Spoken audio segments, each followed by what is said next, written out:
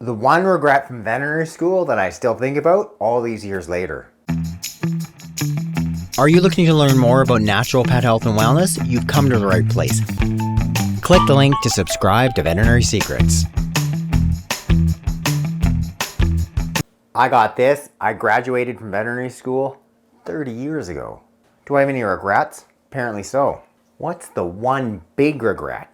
Many of you probably think that veterinary medicine, it's all about the animals. It's all about saving animals.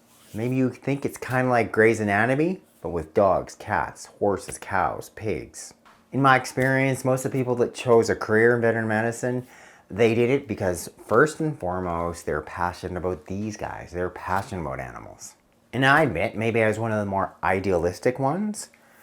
That's sort of like my biggest drive. Yeah, there's many other professions going to pay a whole lot more money, but that's what I was most passionate about. That's the career I chose. And then you think, well, obviously your professors, the people that are there that are teaching you that, they're going to have the same belief system. Not always so. My biggest regret, and believe it or not, even though it was 30 years ago, I remember it to this day, and it's, I wish I'd said something, done something different. So here we are, we're learning about physiology. We've got our professors there. I assume, clearly this is what we should be doing. So what they're doing is they're teaching us about the principle of certain drugs. And when you give these certain drugs, IV ejection, for instance, you can then see and witness what's going to happen to the cardiovascular system in terms of how it's affecting a heart. Like, okay, that seems like a good thing to learn about. So we walk into the lab, and here are a few young, healthy dogs. Think like little Tula. They're actually young labs. They happen to be under anesthesia.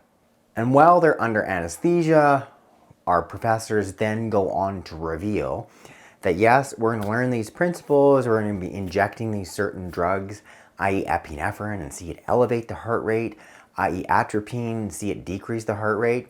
But we're going to have these animals' chest opens, you're going to be able to witness the heart. And unfortunately, even though these previously healthy dogs were previously healthy, they were alive maybe 30 minutes ago, they're not going to wake up. These dogs, this is a live lab, and these dogs, they're going to end up dead. They inject epinephrine, surprise, the heart rate goes up. They inject atropine, surprise, the heart rate goes down. Yeah, so yes, we see all that. Not that we didn't know that was going to happen already, because we'd already learned that umpteen times over.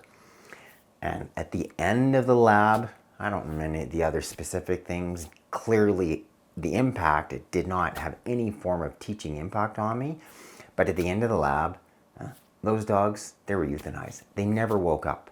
There was zero need and no learning benefit from them having to kill those dogs. Yes, that was 30 years ago. Yes, so many things have changed now. They're not doing these live labs, and they're not euthanizing, i.e. killing healthy animals. But my regret, there's a big regret, is, just witnessing it and not saying anything. Are there other things in vet school that I have regrets over? Sure there are. I wish I learned something about alternative veterinary medicine.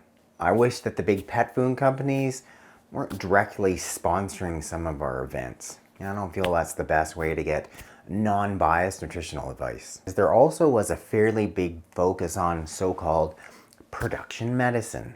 Think of cows in a feedlot, pigs in these factory farms, egg-laying chickens combining these teeny little spaces, these battery cages, or broiler chickens combining these teeny small spaces, genetically bred with the help of veterinarians so they could grow really quick in a short period of time, in spite of the fact they have leg deformities, heart disease, etc., etc., etc. In that type of veterinary medicine, you're not promoting animal health. You're not relieving animal suffering.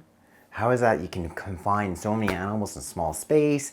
Essentially, you're encouraging disease, you're encouraging illness, you're encouraging pain and suffering. I do regret not saying anything in some of those lectures and just sort of listening to it and maybe not challenging the professors. But my biggest regret by far is seeing these young healthy dogs kill for just a so-called learning opportunity. I'm sure glad things have changed now. So many more students have become more vocal. Just said, that's not okay. Thanks so much for watching this edition of Veterinary Secrets of the one regret that I have from veterinary school that I still think about all these years later. Click up there to subscribe, hit the bell to sign up for notifications, and when you click that link directly in the box below, I can send you a copy of my free book.